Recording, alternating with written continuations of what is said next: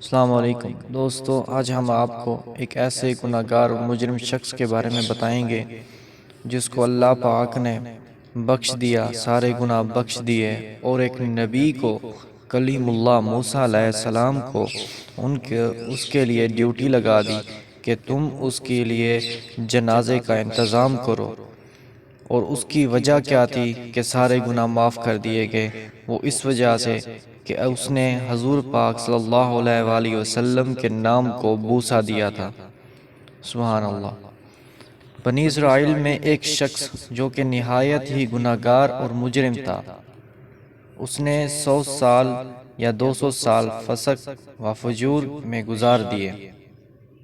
جب وہ مر گیا تو لوگوں نے اسے گھسیٹ کر کوڑا کرکٹ کی جگہ ڈال دیا۔ تو اللہ تعالیٰ نے موسیٰ علیہ السلام کلیم اللہ پر وحی بھیجی، اے پیارے کلیم، ہمارے ایک بندہ فوت ہو گیا ہے اور بنی اسرائیل نے اسے گندگی میں پھینک دیا ہے۔ آپ اپنی قوم کو حکم دیں کہ وہ اسے وہاں سے اٹھائیں، تجہیز و تکفین کر کے اب آپ اس کا جنازہ پڑھیں اور لوگوں کو بھی جنازہ پڑھنے کی رغبت دلائیں۔ جب کلیم اللہ علیہ السلام وہاں پہنچے تو اس میت کو دیکھ کر پہچان لیا۔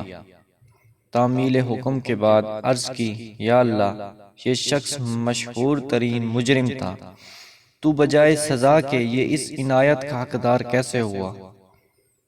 فرمان آیا کہ بے شک یہ بہت بڑی سزا کا حقدار تھا، لیکن اس نے ایک دن تورات مبارک کھولی اور اس میں میرے حبیب مصطفیٰ صلی اللہ علیہ وآلہ وسلم کا نام پاک لکھا ہوا تھا۔ جیسے ہی اس نے نام دیکھا، اس نے محبت سے اسے بوسہ دیا اور درود پاک پڑھا، تو اس نام پاک کی تعظیم کرنے کی وجہ سے میں نے اس کے سارے گناہ معاف کر دیے۔ سبحان اللہ۔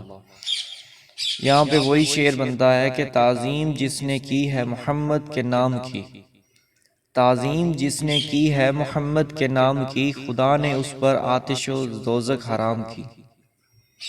سبحان اللہ۔ دیکھیں کتنی بڑی فضیلت ہے درود پاک کی برکت سے، کس طرح مرے ہوئے بھی شخص بخشش کیے جاتے ہیں۔ دنیا میں بھی فضیلت ہے، آخرت میں بھی فضیلت ہے، قبر میں بھی فضیلت، قبر میں بھی آخرت، قبر میں بھی انسان کے لیے نجات ہے۔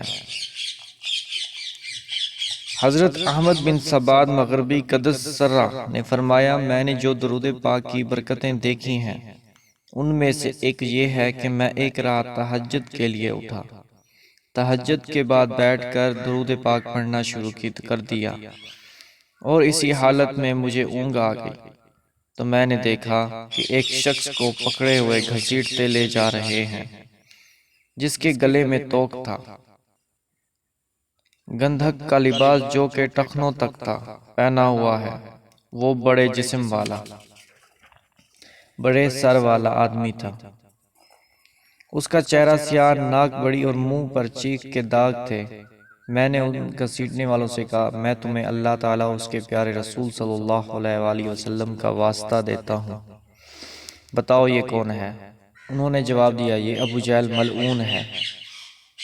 تو میں نے اس سے کہا، اے خدا تعالیٰ کے دشمن، تیری یہی سزا ہے، یہ سزا اس کی ہے جو اللہ تعالیٰ اور اس کے رسول صلی اللہ علیہ وآلہ وسلم کے ساتھ کفر کرے۔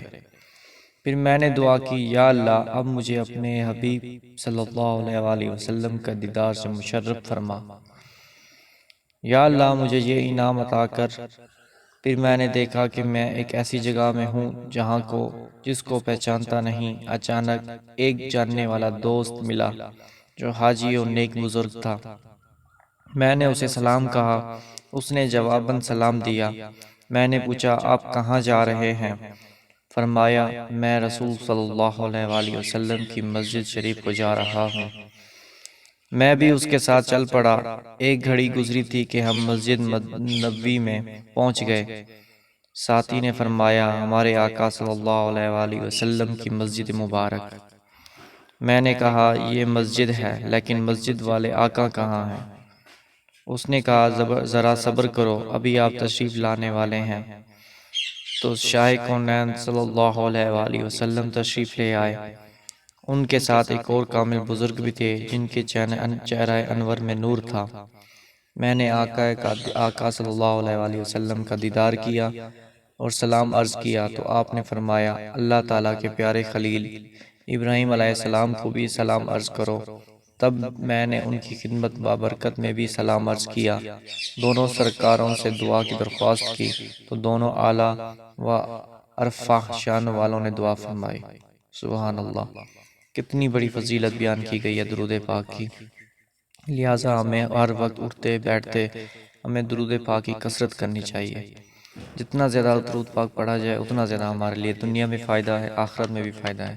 اللہ پاک ہمیں اس پر عمل کرنے کی توفیق عطا فرمائے اور کثرت کے ساتھ درود پاک پڑھنے کی توفیق عطا فرمائے۔ آمین۔ وما علینا الا البلاغ المبین۔